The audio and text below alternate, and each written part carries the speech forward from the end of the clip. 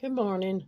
This is Willie, the last bloodline survivor, and I'd like to talk some different ways that you can help protect yourself if the power's off, or just be able to get by, uh, and how old people used to live, and all. And I'm sure there's a lot. I'm going to use this small lamp.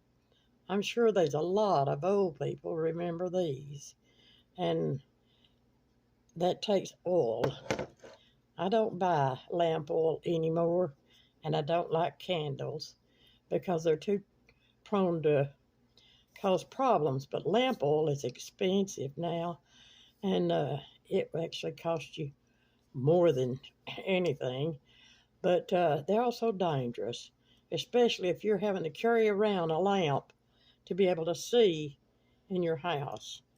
And and they don't put out that much light. The only way you get any more light out of them would be set them in front of a mirror, and which they do reflect a little bit more light. But I found different ways to get around stuff like this. First of all, if you happen to have these sitting in your yard, you can actually bring these in, and they put out light too. Uh, Not a lot, but it's better than having to carry around a candle. Uh, I don't have to do that, thank God, but I would if I did.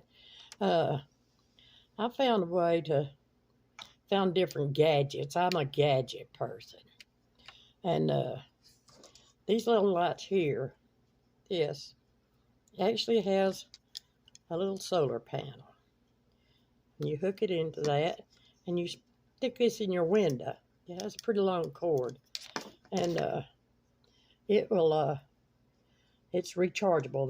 And if you happen to have an uh, Android phone plug and you don't want to fool with the solar, you can actually charge this uh, with your Android phone charger because it fits perfect.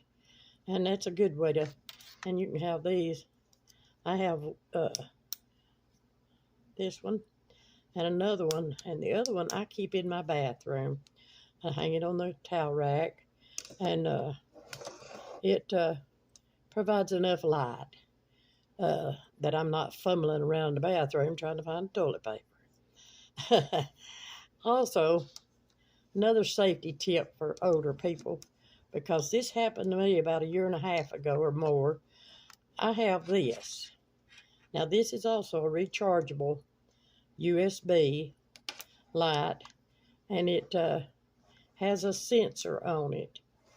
Well, about a year and a half ago, I woke up in the middle of the night, dark, and I was reaching over to the nightstand trying to turn on the light, and I fell out of the bed. And let me tell you, I thought I was going to croak right there because fell slap dab straight down on one of my knees. And it took me a minute or two to get my breath just to get up and go. But I got too close to the edge of the bed, and I'm 74 years old, so I'm kind of fumbly anyway. But this has a sensor on it, and I hung this on the wall across from my bed. And if I sit up in that bed, this light comes on, and that way I can see. But it also has a where you can turn it on or off, or leave it on. But I like the sensor because it provides me with enough light that I'm not fumbling around on that nightstand and take a chance on falling again. I could have really hurt myself that time. Okay, here's another we're going into a little more of my gadgets. Uh, you can find these little lights. These are battery powered, and see, they get pretty bright. You can hang those around.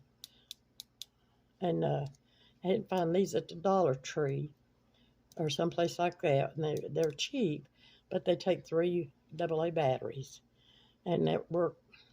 You can carry these around with you. They're handy uh, if you need the light. But So you ain't got any way for electric to charge all this stuff up. This is a 30-watt solar panel. And on the back of it, there's a USB plug. And you can set this out, even in a window or even outside. And you can plug up your phone or whatever you need to charge with a USB. Now, this is just a small one, and I'm using this so I'll be able to show it. But it's a 30-watt, and it will charge your phone because I've tried it to make absolutely certain. And then you get into survival. Now, this little gadget is also solar powered, and I just hang it in the window over here to charge it up when it needs it. Well, if I can get it turned on. It has a light, but you can also add an additional light. Now, these were basically thought of for advertised for campers, hunters, to carry on their backpack when they're out in the woods, and turn that light off.